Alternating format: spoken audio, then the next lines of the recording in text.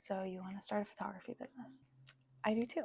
Let's do it together. Hi, I'm Sarah. I'm a full-time UX designer, part-time hobby photographer, but that's about to change because I'm officially launching my photography business. I have been wanting to do this for many years now, so I'm really excited to finally start. And for some reason, it feels motivating to start a YouTube channel at the same time. Is it too much? Definitely. But I've really enjoyed making videos and like practicing making videos so far. I did video in college and it's been a long time, so it's really fun to flex that skill again. Anyway, if you have also been thinking about starting a photography business, this is your sign. It doesn't even have to be photography. Any sort of service-based or online business, if you've been wanting to start, let's make a pact and do it together.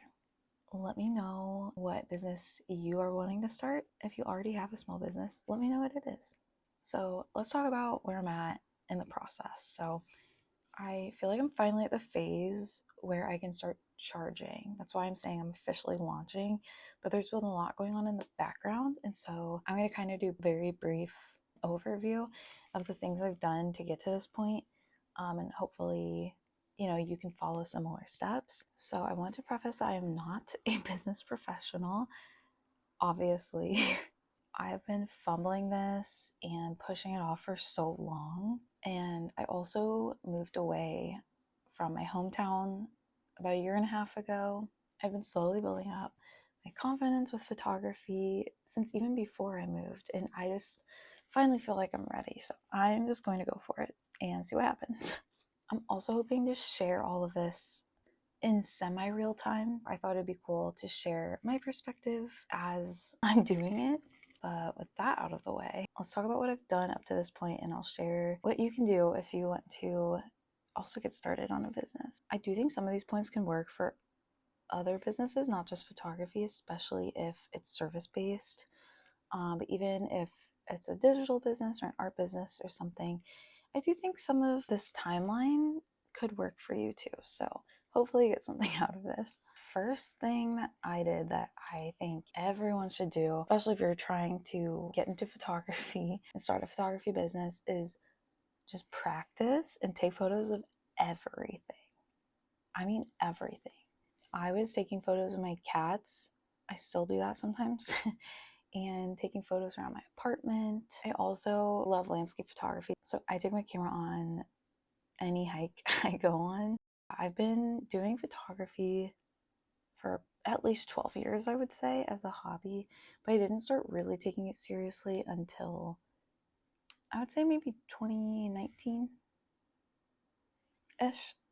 maybe 6-ish years ago. Not to say I didn't go out there and take photos, because I did still take photos before that, but yeah, I didn't start really taking it seriously and practicing my craft until 5 or 6 years ago. When you take photos of everything, what that does is introduces you to different photography niches and like different types of photography. I never would have thought I would do a studio photo shoot for someone, but I've somehow my journey has led me there. That leads me to my next point. You need to pick a niche. I know that's super annoying. It's very annoying.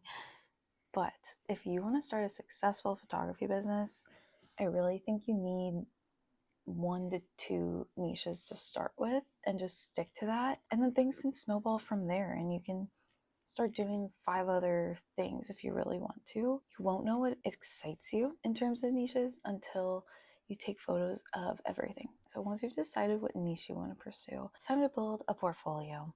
So more practicing and more taking photos. Obviously, you want to take photos for your niche. That's the whole point of picking. I hate how many times I'm saying niche right now, but that's the whole point of picking one. So that you can tailor your portfolio to exactly the type of photography you want to do. Because it doesn't really make sense if you want to shoot weddings, but you have a bunch of like food photography in your portfolio. That just doesn't make sense. So work on your portfolio. And once your photos for that portfolio, you need to get it online. People need to be able to find it and look at your photos. So not Instagram, you need to build a website. You just gotta do it. Once you have your portfolio together, you can start reaching out for paid photo shoots. You might not be able to charge a bunch of money. I'm going to be offering extremely low prices to start at least low prices for my niche, because I don't know, I'm just getting started, but I deserve to get paid for my work. I think I'm personally at the point where I can get paid, so I'm gonna go for it. And so, yeah, that's kind of the point that I'm at now. Play around and practice, choose a niche, build your portfolio, put your portfolio online, and then you can start reaching out for potential clients and finding clients who will pay you. So, yeah, I guess this is where I end it. Let me know if you're starting a business. Do you have a business? What is it?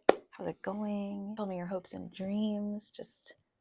I want to hear all about it. If you don't have a business yet and you decide to join me, please let me know, because that would be really cool. And it honestly is really scary, but I'm having a lot of fun doing this. And I think that's the most important thing. If you're not having fun, maybe don't do it. I guess what I'm supposed to say, like, comment, subscribe.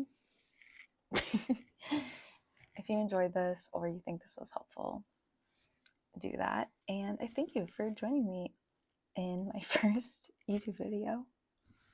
I'm so nervous. Anyway, I will see you next time.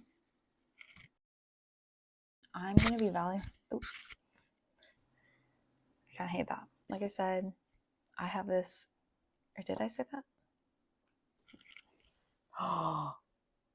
Oh my God.